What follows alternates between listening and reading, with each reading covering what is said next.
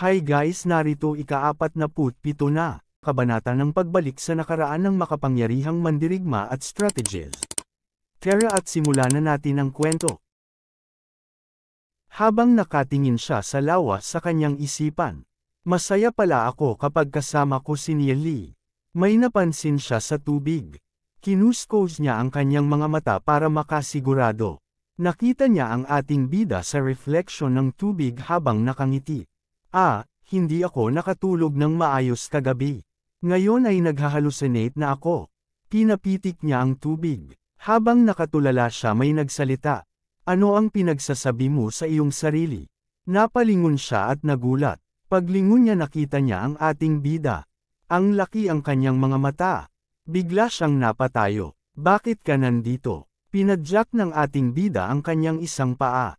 Bakit hindi pwede? Nagpasya na ako at ang aking nakababatang kapatid na si Nieu ay maninirahan dito. Tinignan ng ating bida ang paligid. Maninirahan tayo sa gusaling ito. Itinuro ng ating bida ang kanyang tutuluyan. Napatingin din si Zion.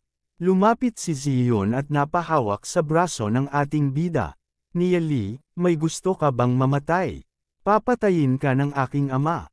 Dapat kang umalis. Huwag mong hayaang mahuli ka niya. Haha, kaya pala nag-aalala ka sa akin. Sino ang nag-aalala sa iyo? Dapat kang umalis. Magmadali. Teka, hindi ba sinabi sa iyo ng iyong ama? Natigilan si Zion. Sabi ng ating bida. Kaya pala hindi mo alam.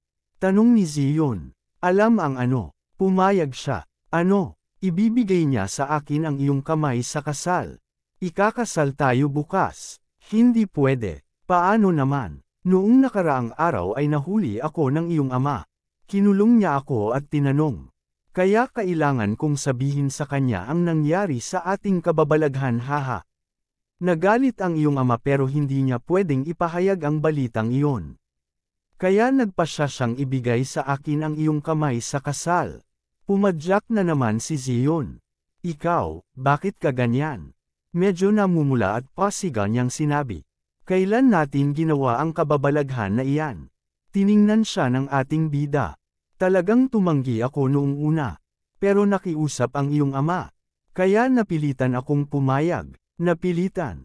Tinapakan ni Zion ang ating bida. Sinabing, sinasabi mo bang hindi ako sapat para sa iyo? Ouch! Sapat na. Sapat na. Ikaw. Punch! Punch! Napatawa na lang ang matanda habang pinapanood ang dalawa. Hihihi. Nakikita ko. Mukhang pareho silang masaya sa pag-ibig. Mukhang may nararamdaman si Nia Lee at Yun-er sa isa't isa, pero ang hindi pagsang-ayon ni Ye Zhang ang nagdulot ng ilang alitan. Ang mga anak na babae ay kailangang ikasal balang araw. Kailangan kong pag-usapan ito kay Ye Zhang. Habang makikita rin yung batang kapatid ni Nia Lee ang nangyayari. Okay, pag-uusapan natin mamaya. Pupunta muna akong tingnan ang mga kwarto. Maninirahan ako rito mula ngayon. Pero kung ang kwarto ay hindi umabot sa aking mga pamantayan, hindi ako magiging interesado. Ang kapal. Ipinakita ang isang magandang tuluyan. Ang ganda ng gusaling ito. Nagulat siya. Teka. Iyon ang kwarto ko. Sa kanyang isipan habang namumula. Maninirahan sa parehong kwarto. Sumigaw siya na may konting pananakot. Nia Lee, hindi ka pinapayagang pumasok sa kwarto ko. Kung papasok ka, tatalon ako. Bakit ka nagagalit? Hindi ko sinabi na maninirahan ako sa kwarto mo. Hindi ba pwedeng tumingin-tingin? Ang kuripot mo. Nakatingin lang si Zion sa ating bida. Hinawakan na niya ang kanilang gamit. Niya yun, tara na. Tara na sa ating mga kwarto. Ang sabi ng matanda, mag-ingat kayo. Natigilan si Zion. Habang nag-uusok-usok sa kanyang isipan. Damn it, niloloko na naman ako. Pero ang ganda talaga. Ngayon ay palagi ko nang makikita si Nia Lee. Nakatigil lang si Zion. Binaba na ng ating bida ang kanilang dala. Okay, dito na. Habang nakatapat sila sa isang bahay. Tumuro ang ating bida. Niya yun, pwede kang manirahan sa gusaling iyon. Ipinakita medyo malayo ang tinuro ng ating bida, sa isip ng kanyang kapatid. Pero ang gusali ni Kuya Neely ay may napakaraming kwarto pa rin. Sumang-ayon na ang kanyang maliit na kapatid. Ipinakita ang ilang bahay. Nagsalita ang matanda. Si Neon ay bata pa rin. Kailangan mo siyang alagaan. Ang ating bida ay nag-side eyes sa maganda. Napansin ito ng matanda. Napatingin na lang siya sa gilid. Sa isip ng ating bida. Tulad ng inaasahan ko, si Lord Yazang ay dapat na nag-ingat na. Taya ko ay maninirahan siya sa gusaling iyon. Okay, maninirahan ka kasama ni Kuya. Sabi ng matanda. Ngayon, ilalagay mo na ba ang Demon Spirit Array? Kaka-rating ko lang, hindi ba pwedeng magpahinga?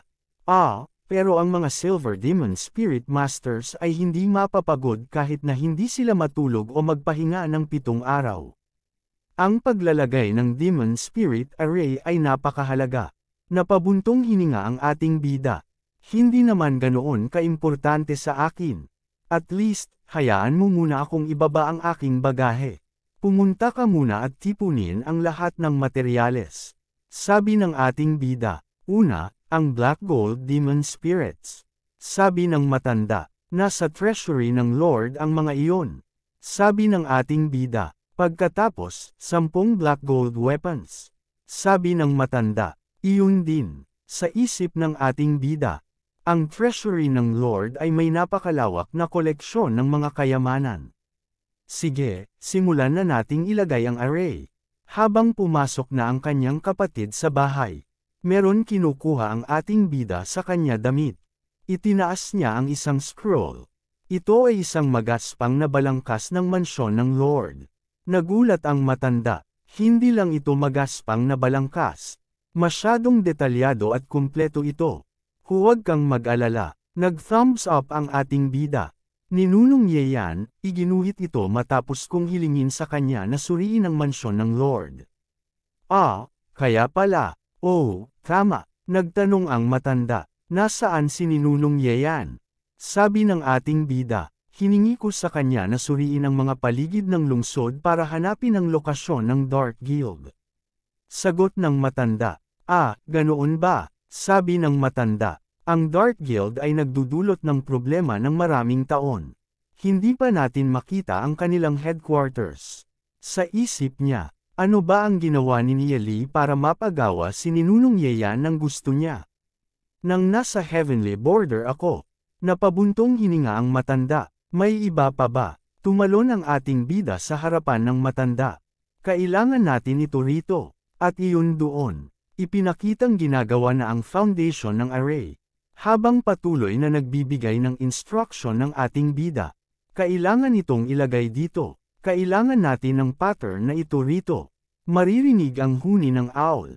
Ano ang ginagawa natin sa ilalim ng mga utos ni Elder Yeyu? Hindi rin namin alam. Makikita ang kagandahan ng kabilugan ng buwan. Naglalakad ang ating bida habang kumakanta-kanta. Habang naglalakad ang ating bida merong usok sa kanyang dinaanan. Napansin niya ito. Tiningnan niya ang usok na kumikinang-kinang. Ipinakita ang Snow Queen Demon Spirit. Ang buong hardin ay natakpan ng malamig na aura. Sa isip ng ating bida, ang Snow Queen ay talagang malakas. Pupunta ako at titingnan. Ipinakita si Zion habang nagsasanay. Si Zion ay nagsasama ng maayos sa Snow Queen. Nakangiti habang pinapanood ng ating bida si Zion. Dapat ay natutunan na niya ang dalawa sa mga teknik. Kahit na ang 3 star gold rank ay hindi siya mahawakan. Ipinakita sa pagbuong kapaligiran ay nabalutan ng usok. Mayroong ipinakitang paa. Ang City Lord pala ito habang nakasubaybay sa malayo. Napansin ko na dati na ang pag-unlad ng pagsasanay ni Zion ay napakabilis. Sa isip ng City Lord, mukhang malapit na siya sa isang star gold rank. Ang bilis ng pagsasanay na ito ay nakakatakot. Noong nakaraang araw, sinabi sa akin ng kanyang tiya na hindi pa siya nakarating sa isang star bronze rank. Nabigo ako. Gayunpaman, mabilis siyang nakarating sa 5 star silver rank at nakakuha pa ng isang high-level Snow Queen. Pinapanood ng City Lord ang kanyang anak. Blink. Si Yun-er ay naging napakalakas. Blink. Asawa ko, nakikita mo ba ito? Natigilan ng sandali. Maaaring hindi siya masaya sa akin dahil sa pagtatalo kanina. Marahil ay dapat akong pumunta at makipag-usap sa kanya. Matagal na rin simula nang mag-usap tayo. Ipinakita ang usok na nakapalibot pa rin at sa mukha ng City Lord. Hindi ako naging isang magandang ama sa kanya sa nakalipas na ilang taon. Hindi ko alam kung siya ay maririnig ang paglalakad ng ating bida. Nakita ito ng City Lord at nagulat ito. Sumama na naman ang mukha ng City Lord. Ano na naman ang sinusubukan ng batang ito? Susundan ko siya. Kung gagawa siya ng anumang bagay kay Yun-er, hindi ko siya patatawarin sa pagkakataong ito. At dito nagtatapos ang kabanata. Maraming salamat po.